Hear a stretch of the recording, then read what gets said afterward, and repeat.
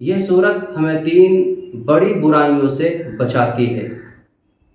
Number 1، چغل خوری غیبت سے۔ نمبر 2، مال کی محبت سے۔ نمبر 3، آخرت کو بھولنے سے۔ یہ صورت ہمیں 3 چیزوں کا پیغام دیتی ہے۔ نمبر 1، زبان کو قابو میں رکھنا ہے۔ نمبر 2، مال کو اللہ کے راستے میں خرچ کرنا ہے۔ نمبر 3، آخرت کو یاد رکھنا ہے۔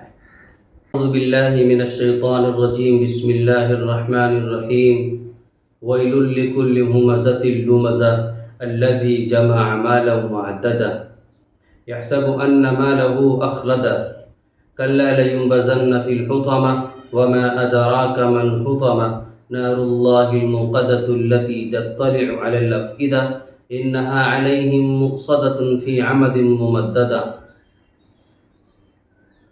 اس صورت کا نام سورہ ہمزہ ہے۔ اس صورت کا شان نزول میں 2 شخص مراد ہیں، جن کا نام اخنس بن شریق ہے اور دوسرا نام ولید بن مغیرہ ہے۔ یہ دونوں شخص حضور اکرم صلی اللہ علیہ وسلم کی غیبت کیا کرتے تھے، چغل خوری کرتے تھے اور الزام لگاتے تھے، طعنہ زنی کرتے تھے۔ جب اللہ تبارک و تعالیٰ نے یہ دیکھا کہ پیغمبر صلی اللہ علیہ وسلم کو طعنہ دے رہے ہیں، عیب جوئی کر رہے ہیں، تو اس موقع پر اللہ تعالیٰ نے اس صورت کو نازل فرمایا اور فرما دیا کہ ویل لکل ہمزۃ لمزہ، کہ برباد ہو جائے وہ شخص، ہلاک ہو جائے وہ شخص جو عیب جوئی کرتا ہے، غیبت کرتا ہے اور طعنہ زنی کرتا ہے۔ ویل کے معنی ہوتے ہیں برباد ہونا، ہلاک ہو جانا، خاکستر ہونا۔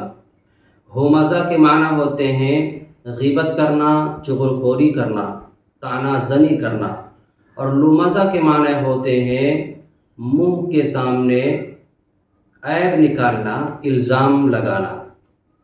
تو اللہ تعالیٰ نے صاف طور پر یہاں فرمایا کہ ہلاک ہو جائے وہ شخص، برباد ہو جائے وہ شخص جو عیب نکالتا ہے، چغل خوری کرتا ہے۔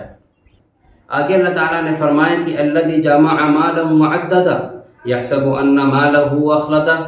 اب اس کا مسئلہ دوسرا ہے کہ جو لوگ مال کو جمع کرتے ہیں اور گن گن کر رکھتے ہیں۔ ظاہر سی بات ہے کہ کوئی آدمی صبح سے شام تک کمائے گا اور کما کر جب لے کے آئے گا تو گنے گا ضرور۔ تو جو لوگ مال کو جمع کرتے ہیں اور گن گن کر رکھتے ہیں، گن گن کر رکھنا تو ایک ضروری بات ہے، ہر شخص گن کر رکھتا ہے۔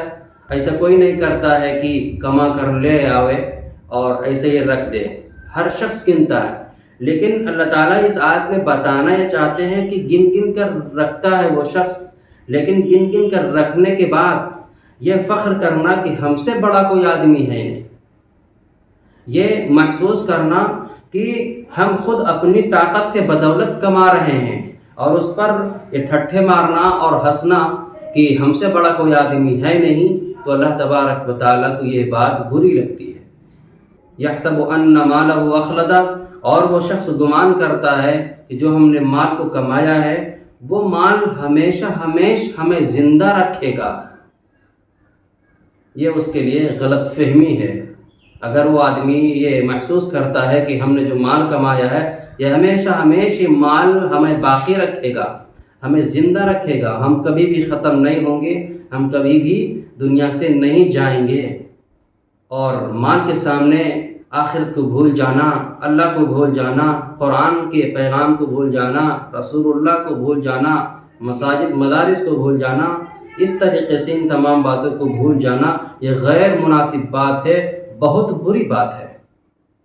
مال کے سامنے اللہ کے کرامات کو بھولنا نہیں ہے، اللہ کے احسانات کو بھولنا نہیں ہے، حضور کی لائی ہوئی شریعت کو بھولنا نہیں ہے۔ اگر وہی شخص مال کمانے کے بعد اللہ کے احسانات کو، اللہ کے فرمان کو بھول جاتا ہے تو وہی شخص اس میں داخل کیا جائے گا۔ اس میں اگلی آیت میں اللہ تعالیٰ نے کہا ہے کہ کلا لینبذن فی الحطمہ، ہرگز نہیں، وہ ضرور بھی ضرور حطمہ میں داخل کیا جائے گا۔ وما ادراک ما الحطمہ، اور آپ کو کیا معلوم کہ حطمہ کیا چیز ہے؟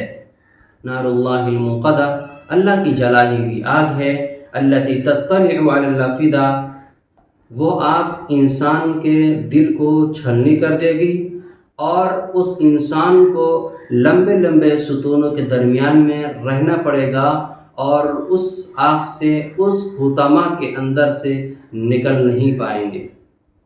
یہ صورت ہمیں 3 بڑی برائیوں سے بچاتی ہے۔